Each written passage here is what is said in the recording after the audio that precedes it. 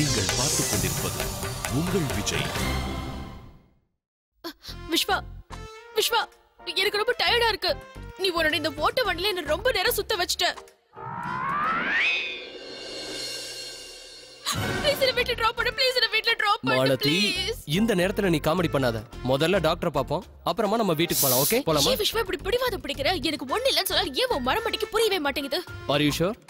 I am sure my dear well wisher. பாரு, நீ மட்டும் இப்ப என்ன வீட்ல டிராப் பண்ணலனா உன் உடம்புல ஒரு எலும்பு கூட மிஞ்சாது. ஓகே ஓகே, நீ இப்ப நல்லா தான் இருக்கங்கற நம்பிக்கை எனக்கு வந்துருச்சு. உன் நம்பிக்கை தூக்கி குப்பையில போட்டு கிளம்பு.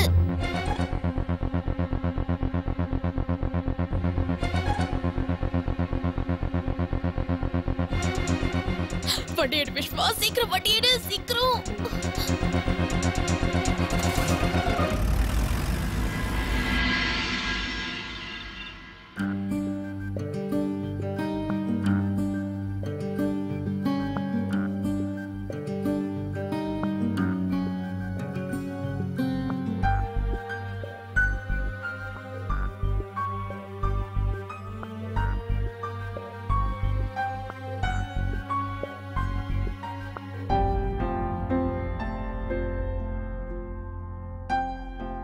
அத்த,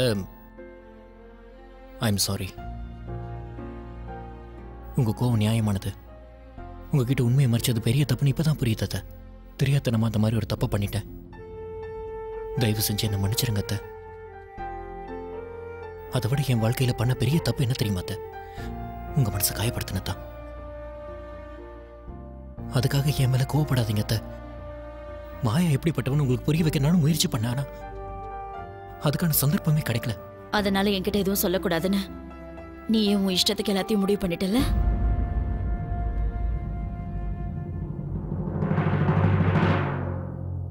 இருந்தாலும் என்ன நடந்ததுன்னு நீ என்கிட்ட சொல்லிருக்கலாம். நான் ஒத்துக்கிறேன். போன தடவை நீ மாயா பத்தி சொன்னப்போ நான் உதாசனப்படுத்தினேன். ஆனா உண்மை நெருப்பு மாதிரி. கடைசியா அந்த உண்மைதான் ஜெயிக்கும். நீ முயற்சி பண்ணியிருந்தா இந்த தடவையாவது அவன் மேல என்ன தப்புன்னு யோசிச்சிருந்திருப்பேன்.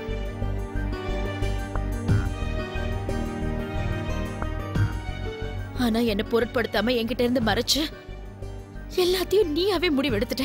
நான் திரும்ப திரும்ப கேட்டும் நீ என்கிட்ட எதுவுமே சொல்லல. நான் எந்த அளவுக்கு வேதனைப்பட்டிருப்பேன் வினய். அத்த, மாயா எப்படிப்பட்டவன் எல்லாரும் முன்னாடியும் ஆதாரத்தோட நிரூபிக்கணும்னு தான் நானும் நினைச்சுக்கிட்டு இருந்தேன். நீங்க ஒரு விஷயத்தை மட்டும் நல்லா புரிஞ்சுக்கோங்க. விஸ்வாவுக்கும் மாயாவுக்கும் எந்த விதத்திலையும் பொருத்தம் இல்லை. அவங்க சந்தோஷமாவும் இருக்க முடியாது. அத்த, ஒருவேளை உங்களுக்கு நான் சொல்றது கூட தப்பா படலாம். ஆனா இது நம்ம விஸ்வாக்காகவும் நம்ம குடும்ப நலத்துக்காகவும் தான் நான் இப்படி செஞ்சேன். அத்த, நான் தான் செஞ்ச தப்பு ஒத்துக்கிட்டல. சாரி, ப்ளீஸ் இந்த ஒரு வாட்டி என்ன மன்னிச்சிருங்க அத்த. உன் மேல கோவப்பட்டுட்டு நான் மட்டும் நிம்மதியா இருப்பேனா?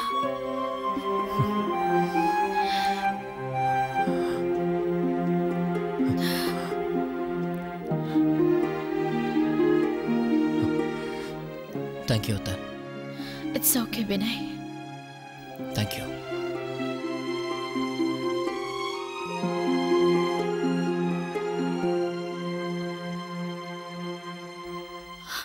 உண்மையான குற்றவாளி நீ இல்ல வினய்.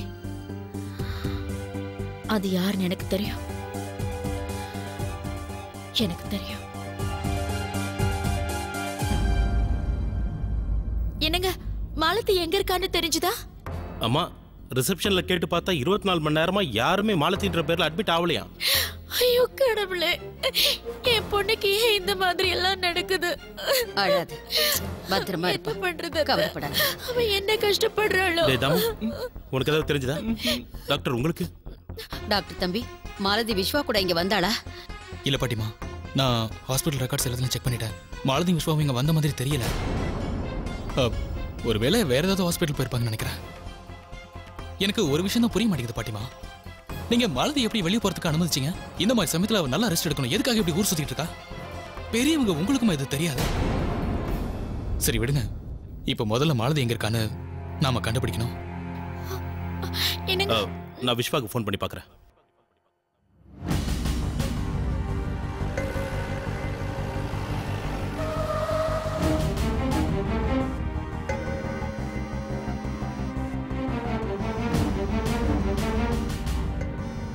இரு. நான் தூக்கிட்டு போறேன். விஸ்வா விஸ்வா என்ன பண்ற? ஷூ, இதுக்கு பேசாம. இதுக்கு தூக்கிட்டு போறேன் நானே லக்கேஜா? Vishwa Shut up. இறக்கி விடு. போன் அடிச்சுக்கிட்டே இருக்க, ஆனா எடுக்க மாட்டானே. மோகன், இன்னொரு தடவை ட்ரை பண்ணி பாரு.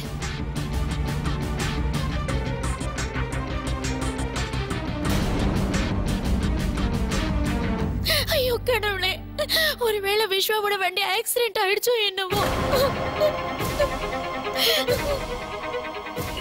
இங்க பாரு பிரேமா, நீ கொஞ்சம் அமைதியா இரு. இறக்கி விடு, இறக்க விடு விஸ்வா. உனக்கு 7 கழுது வயசாயிடுச்சு, ஏன் சொன்னாலும் புரிஞ்சுக்க மாட்டேங்கிற? என்ன காய்கறி பையன் நினைச்சுக்கிட்டியா? நான் ஒத்துக்கிறேன் உனக்கு நிறைய பலம் இருக்குன்னு. பாரு, இப்ப நீ உடனே இறக்கி விடலனா அப்புறம் என்ன பண்ணுவேன்னு எனக்கே தெரியாது. 3, 2, 1.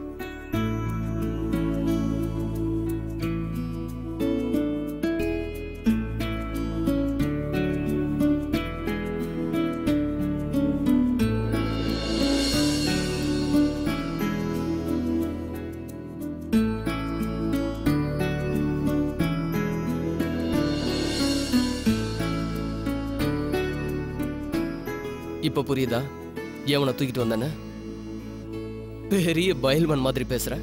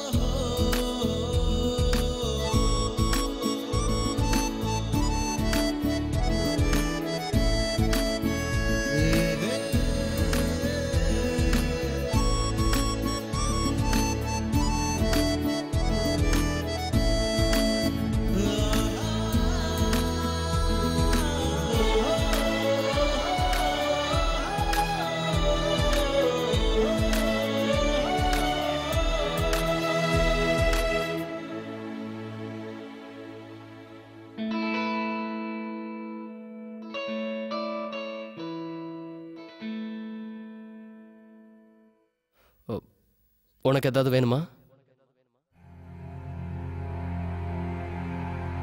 ஆமா, நீ அப்படியே திரும்பி வந்த வழியே போயிடு.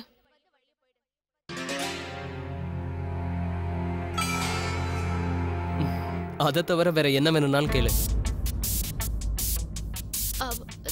தண்ணி. தண்ணியா?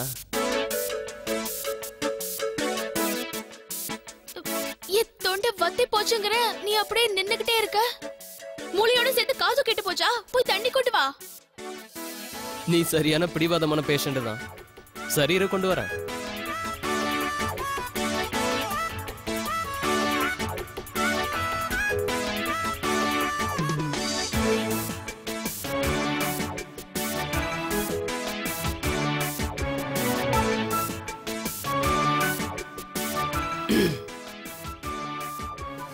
தண்ணி.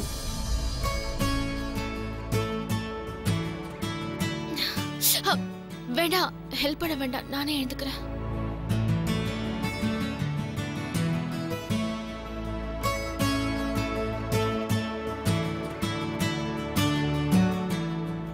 விஸ்வா, வீட்ல இருக்கிற எல்லாரும் என்ன மாயமா மறைச்சிட்டாங்களா? யாருமே கண்ணுக்கு தெரியவே மாட்டேங்கிறாங்க.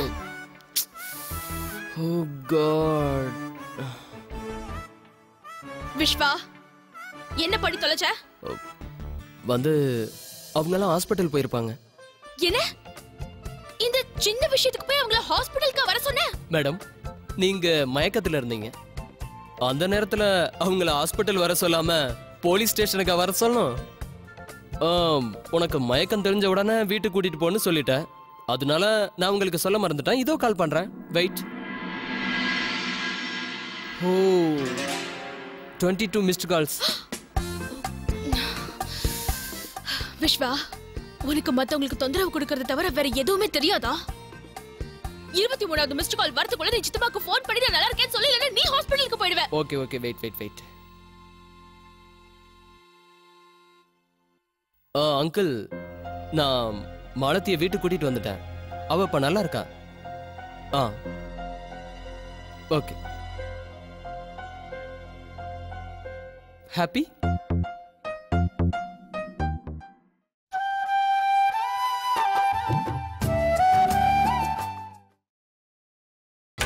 நீங்கள் பார்த்துக் கொண்டிருப்பது உங்கள் விஜய்.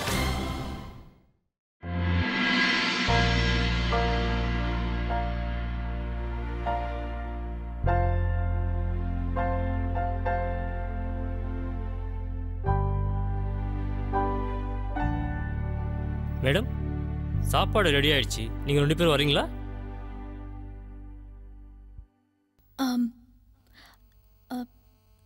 சாப்பாடு ரெடி ஆயிடுச்சுன்னு சார் கிட்ட சொல்லிடுங்க. சார், எனக்கு ஒன்றும் சாப்பாடு வேண்டாம். அவர்கிட்ட சொல்லுங்க, இப்ப சாப்பிடலன்னா அதுக்கப்புறம் ராத்திரி ரொம்ப பசிக்கும்னு. சார், நான் தான் ஏற்கனவே சொல்லிட்டேன்ல, எனக்கு சாப்பாடு வேண்டாம், பசியும் இல்லை.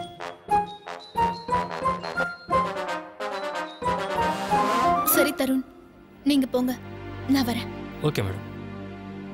தருண் சார், ரூம் கொஞ்சம் ஹீட்டா இருக்கிற மாதிரி இருக்கு. ஏசியோட டெம்பரேச்சர் கொஞ்சம் கம்மி பண்ண ப்ளீஸ். Okay sir.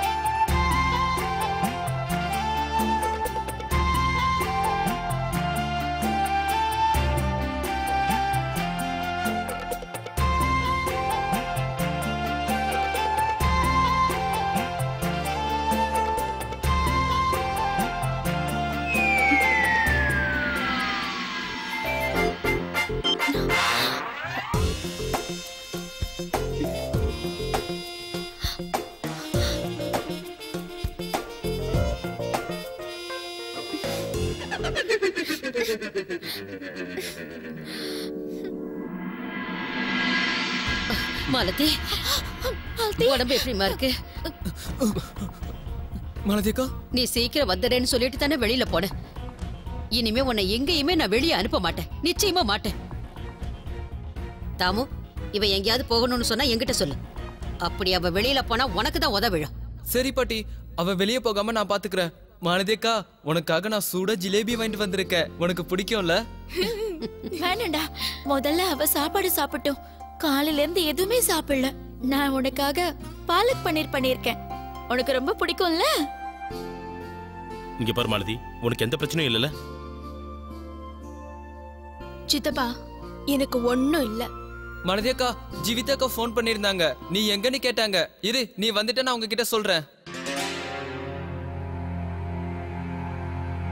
வேண்டாம்.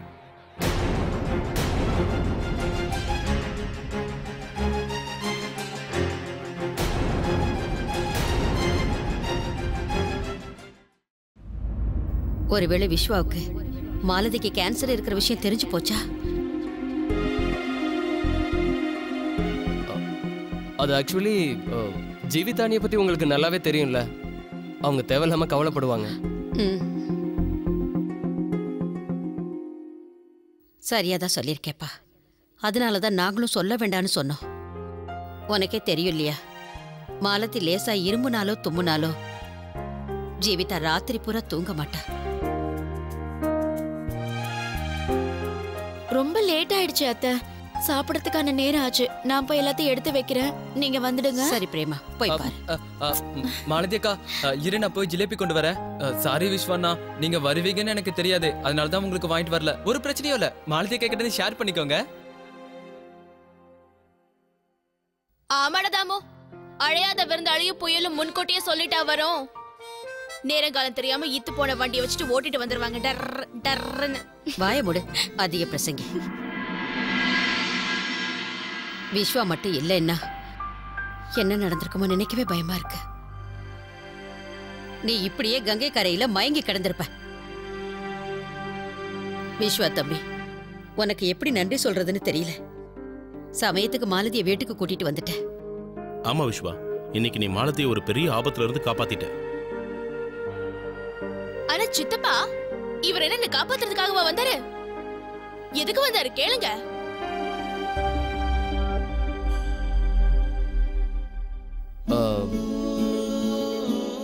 ஆக்சுவலி நான் என்ன வேலையா வந்தனோ அதை கண்டிப்பா நாளைக்கு முடிச்சிடுவேன். இன்னைக்கு நைட்டு நான் கெஸ்ட் ஹவுஸ்ல தங்கிட்டு நாளைக்கு நான் ஊருக்கு போயிடுவேன். என்ன தம்பி, நம்ம வீடு இருக்கும்போது கெஸ்ட் ஹவுஸ்ல எதுக்கு?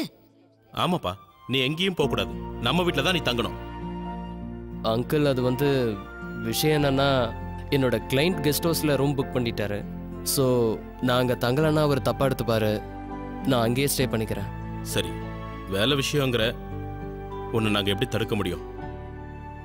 சரிப்பா, நீ இவ்வளவு தூரம் சொல்றதுனால அங்கேயே தங்கிக்க. நீ எங்க கூட இருக்கேன்னு சொல்லியிருந்தா நாங்க ரொம்ப சந்தோஷப்பட்டிருப்போம். ஆனா காலையில கண்டிப்பா டிஃபன் சாப்பிட வரணும். நாங்க எல்லாரும் உனக்காக காத்துக்கிட்டு இருப்போம். மோகன், மாலதி வீட்டுக்கு வந்ததை மதனுக்கு ஃபோன் பண்ணி சொல்லிடு, இல்லைன்னா ரொம்ப கவலைப்படுவாரு. சரிம்மா. போ. சரி. அப்புறம் மாலதி, எங்கேயும் போக கூடாது, நல்ல ரெஸ்ட் எடு. வா.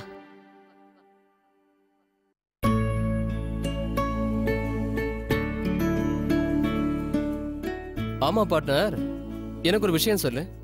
உங்க வீட்டுல எல்லாரும் ஏன் இப்படி வித்தியாசமா நடந்துக்கிறாங்க?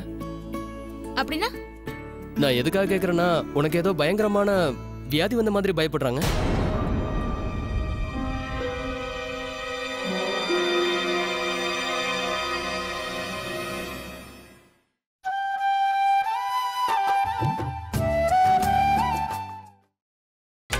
நீங்கள் பார்த்துக் கொண்டிருப்பது உங்கள் விஜய். ஏய், நீ எப்பவும் நல்லதாவே யோசிக்க மாட்டியா? ரிஷிகேஷ் மாதிரி ஒரு புண்ணிய கஷேத்திரத்துக்கு வந்து உன் ஆத்மா சாந்தி அடையலையா? அட, ஏன் சொந்தக்காரங்க நான் நல்லா இருக்கணும்னு நினைக்கிறாங்க. இதுல என்ன பெருசா தப்பு கண்டுபிடிச்ச? என்ன இந்த மாதிரி பெட்ல ரெஸ்ட் எடுக்கிறத பாக்குறவங்க அந்த மாதிரி கவலைப்படாம பின்ன நிம்மதியா இருப்பாங்கன்னு சொல்ல வரேன். அதுவும் இல்லாம பெரிய ஹீரோ மாதிரி உங்களுக்கு ஃபோன் பண்ணி மாலதிக்கு அப்படியாச்சு இப்படியாச்சுன்னு கிளப்பி விட்டா? ஓகே, சோ அதுக்கான பில்லையும் என் தலையில கட்டுறியா? குட். அட, லண்டனுக்குலாம் போய் படிச்சுட்டு வந்தேன்னு சொன்னாங்க. இத புரிஞ்சுக்கவா இவ்ளோ லேட் ஆச்சு?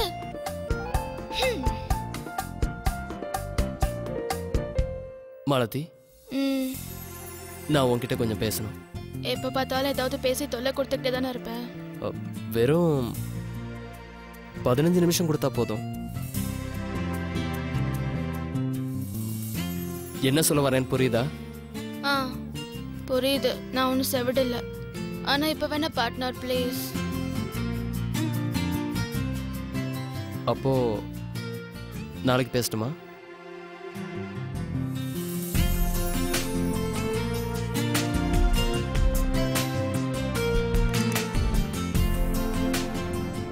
Good night partner. எங்க ஊர் கெஸ்ட் ஹவுஸ்ல எல்லாம் கொசுங்க ஏகப்பட்டது இருக்கும். இன்னைக்கு அதுங்களுக்கெல்லாம் பண்டிகை தான். ஒருத்தனோட ரதத்தை உறிஞ்சு கொண்டாட போதுங்க.